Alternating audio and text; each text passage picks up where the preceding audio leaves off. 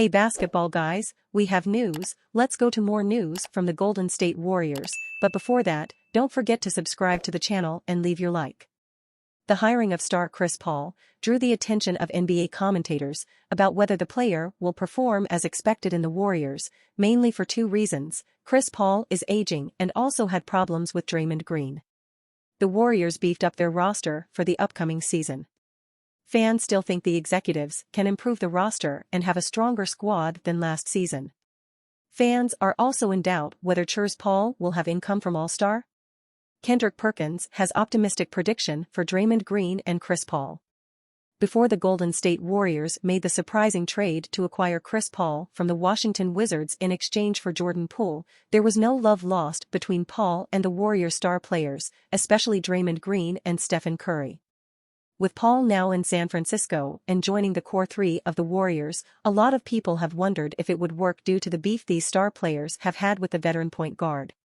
As seen with Green and Poole, a beef can last for quite some time and eventually result in a trade, with both sides still holding a grudge, but Paul is in a different situation as he's more mature and has one goal in mind to win a championship, which is in line with the Warriors stars. ESPN's Kendrick Perkins chimed in on the beef that Paul and the Warriors have had over the years, and he believes it will be a thing of the past next season once basketball starts to get played in the Bay Area, via NBA on ESPN. It's not beyond the realm of possibility that some drama takes place in San Francisco throughout the 2023-24 NBA season if Paul isn't liking the way things are going or there's a dust-up between players, but he's likely in a different place in his career where he's willing to take a back seat and be more willing to get along.